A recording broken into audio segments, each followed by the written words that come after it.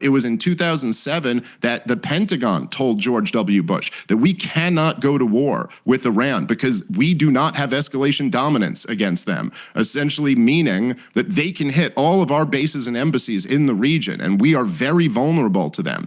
And we've already seen demonstrated since the Israeli attack that the Iranian the missiles that they sent last year toward Israel, as many of us guessed, that wasn't really their best. They were intentionally making an attack that wouldn't really hurt anybody, that wouldn't really lead to a war, which Iran has done over and over again. But now we've pushed them to the point where they probably don't feel that they have the option not to respond. And Donald Trump telling them to come back to the negotiating table now is a joke. Yeah. I mean, what a impotent leader to be sitting there talking about coming back to the negotiating table. It's like sitting after Pearl Harbor and telling FDR, now's the time to go negotiate with the Japanese. Right. Negotiations are over now. The time for negotiations was before this. And so, yeah, Donald Trump looks, and man, I supported him this last year. I apologize for doing so. It was a bad calculation. At the time, it seemed like the right one. But he should be impeached and removed for this one, and not on some like not on some ridiculous Nancy Pelosi. Of course, the Congress will never do it because they're all a bunch of corrupt hacks. This is the one thing they support. This is like Donald Trump should be impeached and removed for this. All of his supporters should turn on him. It's the absolute betrayal of everything that he ran and campaigned on and everything that he stood for. And I will say, despite the fact that, Donald Trump supporters have been labeled like a cult following, and that certainly is true for a percentage of his supporters, he is going to lose his coalition over this. I know I don't just speak for myself when I say there are a lot of us who simply will not go along with this. So here at Courageous Media, really appreciate everybody rolling up. We have got to talk about the utter hysteria and lunacy that is gripping many on the supposed MAGA side. Now, these are people who self-proclaimed voted for Trump, but now they are absolutely losing their sugar honey iced tea over something that hasn't even happened yet.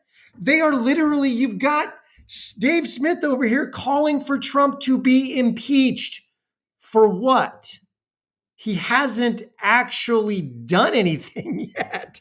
This whole thing is just utter craziness. It is hysteria of the highest order. And we are going to talk about it. We're going to dive into it, but this is absolutely nuts. But bottom line up front, Trump hasn't done anything yet. So we're going to get into that. Thanks so much, everybody, for rolling up. Really appreciate it. I like Dave Smith. I liked a lot of the things that he said. And he did vote for Trump, but suddenly he, along with other pundits who self-proclaimed those pundits were all in for Ron DeSantis at one point in time, who are now supposed MAGA loyalists, MAGA faithful, but are now suddenly calling for Trump's head, essentially. They're saying that he needs to be impeached, that he betrayed MAGA, and all of this for something that has not happened yet. The hysteria is off the charts. All right, here we go. So let's dive into this. We got a little clip from our friend over at Stephen Gardner, who's going to summarize some things that Candace Owens said. And then we're actually going to dive in to Candace Owens, because Candace Owens is the other one that has been beating this drum of sudden anti-Trumpism for some reason. They're claiming that they are 100% MAGA, and now they're anti-Trump. This is all a bunch of nonsense, hoopla, hysteria. Here, let's go. Candace Owens, who used to be a big believer in Donald Trump, now believes that he is bought off and compromised by Israel, that he only does the bidding of Israel, that Benjamin Netanyahu must have something over him. Here's what she wrote: "The most predictable war ever. I feel so sick of Israel and those who pretend its actions are normal or even remotely justifiable. This country has a bloodlust like no other. Have an issue with this tweet? I literally don't care. Think defending Israel's demonic actions is going to guarantee you a spot in heaven? Double your indulgences and sign your offspring up to die for Netanyahu. Leave the rest of us the hell alone." So she's become incredibly bitter towards Israel. I also understand, what are you supposed to do when the country next to you literally continues to try to kill you every. Okay, so you got Stephen Gardner on Candace's tweet. Now, he did say something there that I want to highlight and talk about. For the last, year or so, Candace has become increasingly bitter may not be the word, although it could be there, but she has become increasingly suspicious of, distanced from, jaded towards Israel. And for lots of really viable reasons. She's been diving into history, and Israel's history is not great.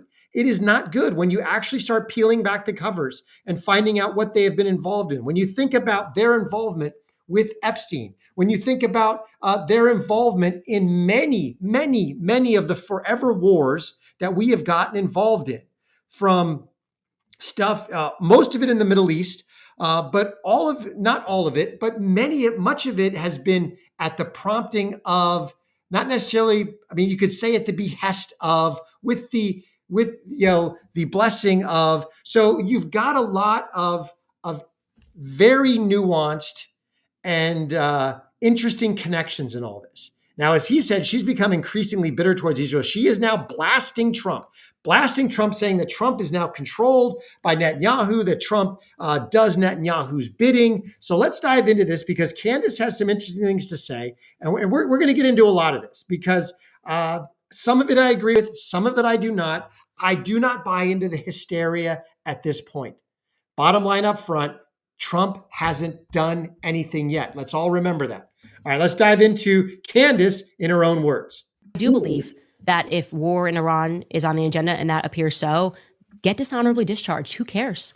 Who cares? Why should you go die in a foreign land? Think about those men and those women who died because they were pitched that they were serving their country because there were weapons of mass destruction, right?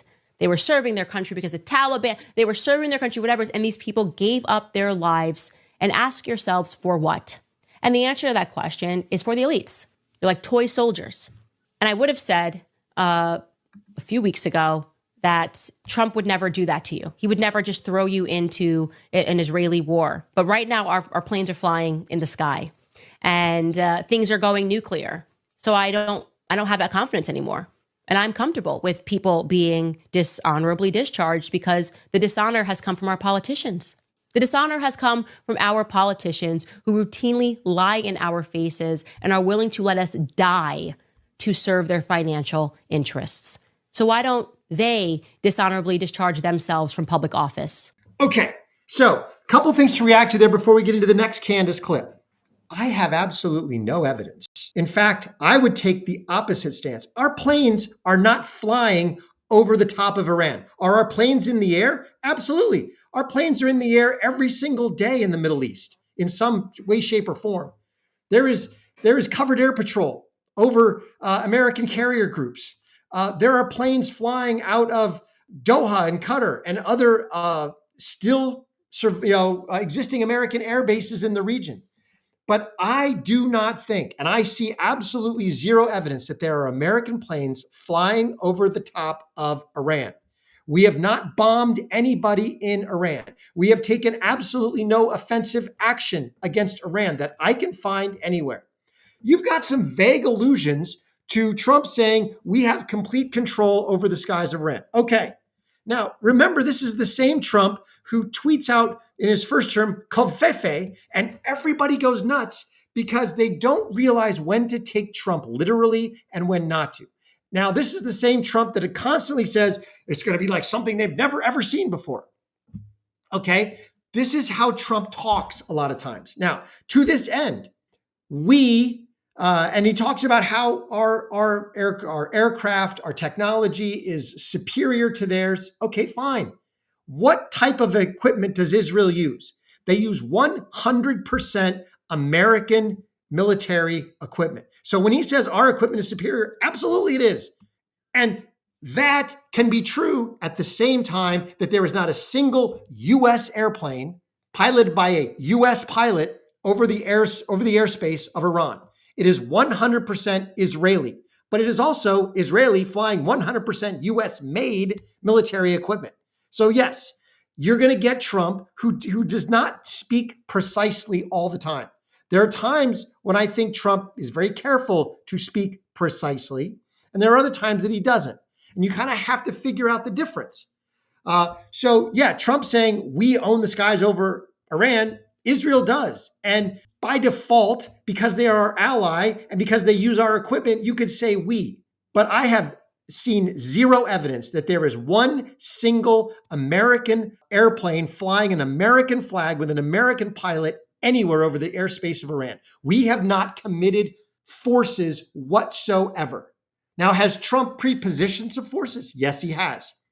And has Trump been extremely vague, intentionally vague about what he's going to do? Yes, he has. This is absolutely nuts. All right, let's check out this next clip from Candace, again, talking about Trump betraying MAGA when I don't think he's done anything of the kind. Here we go. What does he think? We're stupid? And the people online that are trying to pretend that we are the ones betraying Trump for holding him accountable to his promises that he made to us when we voted for him, when we encouraged other people to vote for him.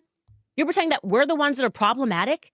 This level of gaslighting that's taking place, you got Laura Loomer out there saying, screenshot every tweet that's against Donald Trump. Let me tell you something, sweetheart. You better start capturing Donald Trump's tweets that are going out right now because they seem pretty against Donald Trump's ideas of yesteryear. That's all I'm saying.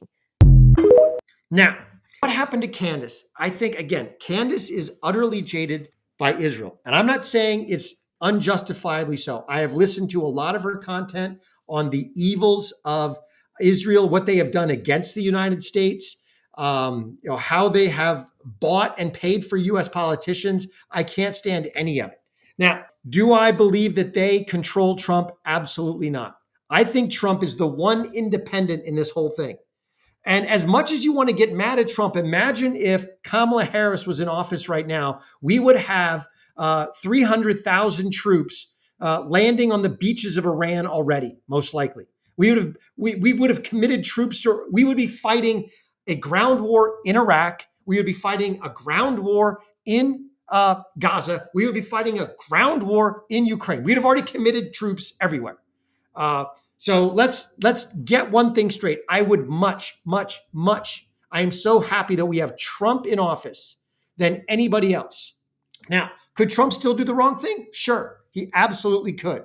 Now, I want you to check this out because there are two things that I want to play here, and there are two contrasting ideas. One, I want to play this clip from Wesley Clark, where he talks about how embedded the United States has been with Israel in promoting Israeli-backed national interests. And this is very important because we're going to contrast this with something that President Trump said that I want to get into. Here we go. With Iraq, about 10 days after 9/11, I went through the Pentagon and I saw Secretary Rumsfeld and Deputy Secretary Wolfowitz. I went downstairs just to say hello to some of the people on the joint staff who used to work for me. And one of the generals called me and he said, "Sir, you got to come in. You got to come in and talk to me a second." I said, "Well, you're too busy." He said, No. He says, "We've made the decision. We're going to war with Iraq." This was on or about the 20th of September. I said, "We're going to war with Iraq. Why?" He said, "I don't know." He said, "I guess they don't know what else to do." So I said, "Well, did they find some information connecting Saddam to Al-Qaeda?" He said, No. He says, "There's nothing new that way. They just made the decision to go to war with Iraq." He said, "I guess it's like we don't know what to do about terrorists, but we've got a good military and we can take down governments." And he said, "I guess if the only tool you have is a hammer, every problem has to look like a nail." So I came back to see him a few weeks later. And by that time, we were bombing in Afghanistan. I said, "Are we still going to war with Iraq?" And he said, "Oh, it's worse than that." He said, he reached over on his desk, he picked up a piece of paper, and he said, I just got this down from upstairs," meaning the Secretary of Defense's office today. And he said, "This is a memo that describes how we're going to take out 7 countries in 5 years, starting with Iraq and then Syria, Lebanon, Libya, Somalia, Sudan, and finishing off Iran." Now, just so everybody knows, that all the countries on that list have all been subject to regime change wars. Libya, Syria, Iraq, you name it. So what Wesley Clark is saying here is very interesting. And there is a mountain of evidence that we have completely botched Mideast foreign policy to the benefit of the globalists, the deep state, the military industrial complex, all of the establishment politicians, everybody from the Cheneys to the Clintons to the military contractors, they have all gotten wealthy. They have wasted 20 trillion US dollars. Much of that was laundered into the pockets of politicians, establishment globalists, and other neocon, anti-American stooges. So I am not discounting any of that. We have the last 24 years to look at and say we have 100% failed in all of our Middle East foreign policy. And that's because none of it was based on America first. Now we have an America first president. We have Donald Trump, the only independent president that I can ever think of in my lifetime, save Ronald Reagan, who was not as independent as Trump is. So to that end, we've got Trump in office. I think, and I'm going to give Candace and Dave Smith a little bit of benefit of the doubt in that I think what they wanted was Trump to immediately come out and decry any of this. Okay. But that's not what Trump is going to do. If this was a clarion call for Trump to put boots on the ground in Gaza, or for Trump to put boots on the ground in Yemen, or for Trump to put boots on the ground anywhere, he would absolutely say, oh, no way, we're not going to do it. Yeah, I think he would absolutely come out and say that. But there's two things to keep in mind here. And again, it's you can hold two truths at the same time. Two things can be true. Does Trump want to get us into a war? Absolutely 100% not. Give him the benefit of the doubt. He campaigned on that. But also realize that one thing Trump has been saying for the last 15 years, Trump is 100% America first. Trump absolutely campaigned on no forever wars. Trump absolutely campaigned on no foreign military adventurism. But Trump, although he did not campaign on this specifically, he has been talking about this next clip for the last 15 years. And I want you to watch it so that we can begin to get inside Trump's head as much as we can from the outside. So check this out, and then we're going to discuss it. Trump, they pointed out, was elected on getting us out of wars in the Middle East. You cannot let Iran have a nuclear weapon. When did Trump suggest that Iran was even on his mind? Everybody, no nuclear weapons. You can't give them nuclear weapons. It'd be one thing if Trump had campaigned on stopping Iran's nuclear program. Don't let Iran have nuclear weapons. That's my only thing I have to tell you today. But for Trump to just foist this policy on us, completely out of the blue. Including Iran, they can't have a nuclear weapon. That's all. They can't have nuclear weapons. It's too destructive, too powerful. They can't have it. Without any warning. I just don't want them to have a nuclear weapon. Well, it's a betrayal, wouldn't you say? What else do you call it when you say one thing on the campaign trail? They cannot have a nuclear weapon. That was the only thing. The one thing I said, you cannot have. And another thing when you get into office. You can't let Iran have nuclear weapons. Now, I don't want the U.S. to get bogged down in another war in the Middle East. I think many of the arguments regarding Iran are bogus, as I've said repeatedly on the show. But it also seems strange. Okay, now I want you to hold that because this is it's just epic. You've got people like Smith and Candace Owens out there drumbeating that Trump is betraying his campaign promises. Those were all campaign stops. Trump's constant statements against Iran that they cannot have a nuclear weapon go back 15 years. All of those clips were from the 2024 campaign. Trump let everybody know exactly what he was thinking. Iran cannot have a nuclear weapon. That's his one thing. Now remember, it was not just a month and a half ago that Trump bombed the bejesus out of the Houthis in Yemen. Where were the calls of betrayal? Where were the calls of Trump is betraying MAGA? Where were the calls of Trump is a military adventurous? Where were the calls of Trump is going to get us into a forever war when we were bombing the literal crap out of the Houthis? Nowhere. So why the difference now when all Trump is talking about, Trump has never once talked about boots on the ground, not even once. That has not even entered into the lexicon. The one thing that Trump is considering, and he has not done yet, is potential airstrikes against specific nuclear targets. And he's only talking about 2 nuclear targets that right now Israel cannot reach because of their depth. So Trump's got options, and Trump is weighing those options. He said so. He is weighing what to do.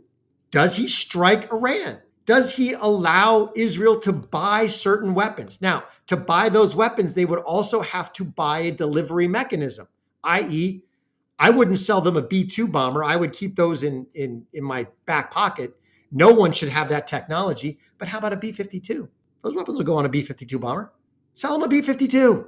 I'm fine with that. Okay, let's talk about that, because you've got Trump saying over and over again, his one thing is Iran cannot have a nuclear weapon. Trump also campaigned on 100% no new foreign wars.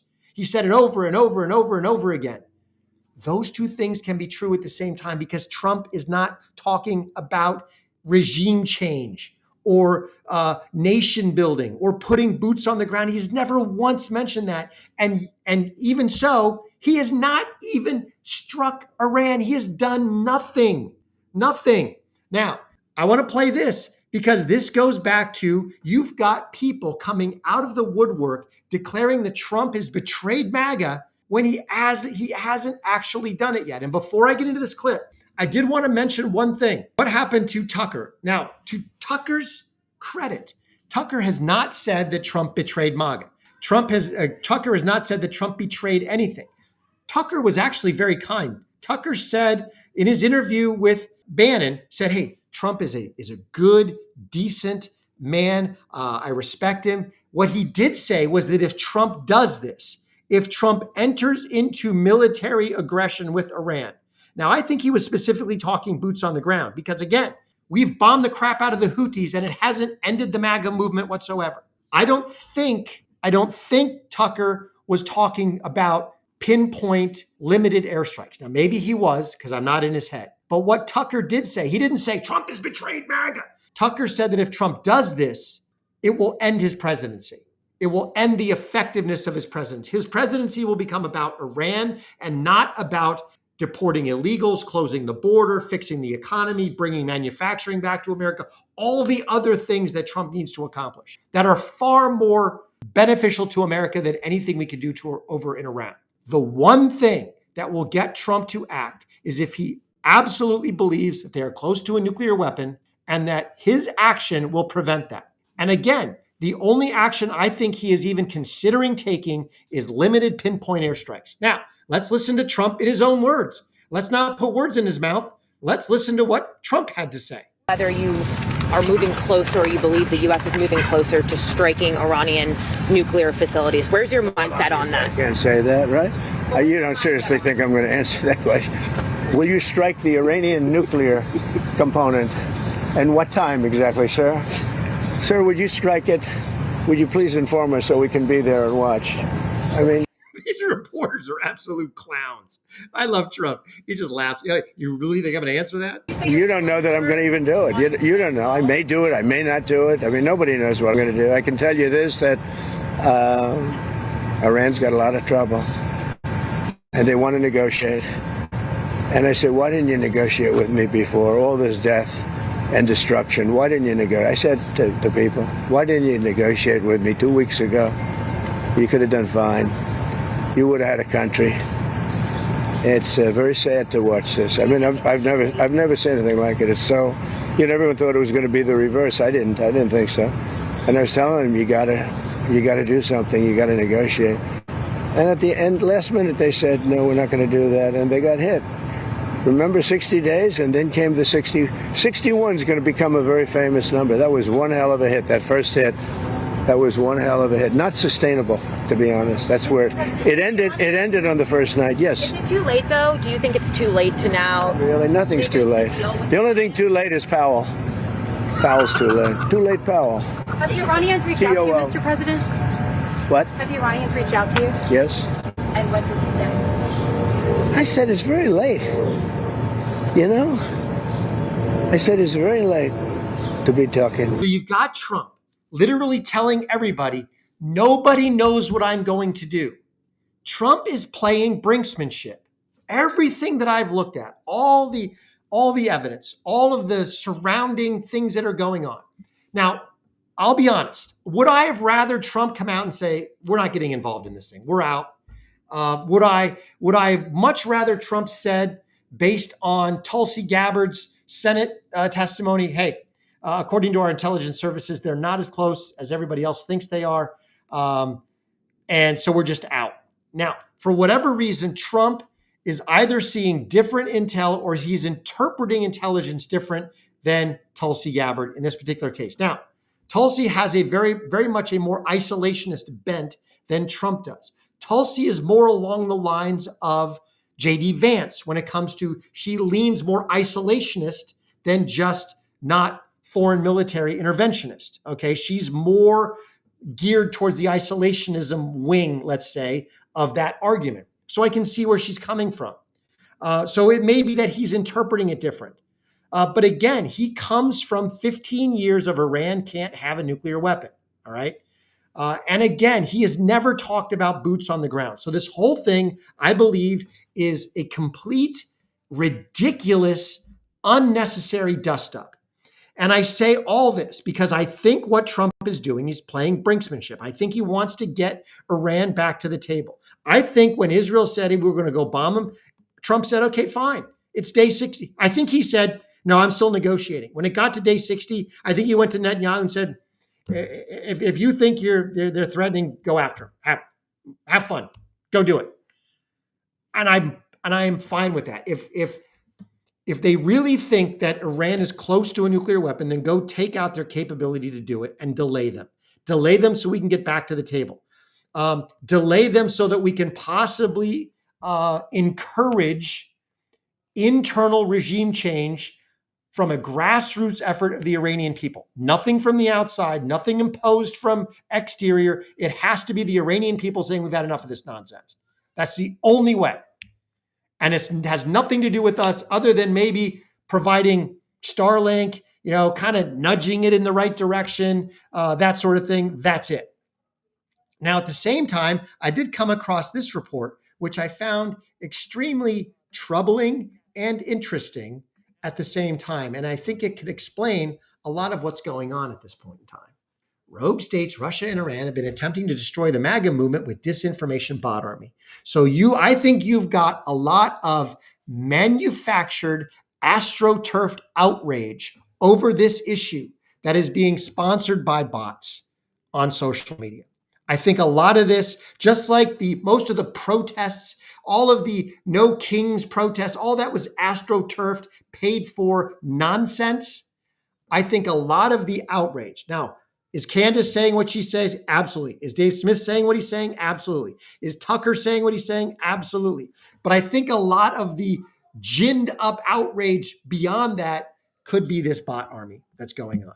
But nevertheless, the bottom line facts are the United States has done nothing to Iran. We have not dropped a single bomb. We have not put a single troop on the ground. We have done nothing. So all of this outrage is completely premature. Do you want Trump to not do anything in Iran? Fine, get on your platform and say that. Say, President Trump, do not get involved in Iran. Don't do this. Don't do this. Don't do this. But don't get up there and say he should be impeached. He betrayed MAGA. Why? He hasn't done anything, Dave Smith. I mean, sometimes people cannot see past the nose on their face. It's ridiculous. All right. Thanks, everybody, so much. Please like, comment, and subscribe. And also share Courageous Media with everybody that you know. A little bit of good news. We are back on the monetization train. So you will see some messages coming out from the channel where you can actually become a member again here on YouTube. I will be getting all that set up, but we have got the green light. Finally, it's been a very long 9-month fight. Thank you, everybody.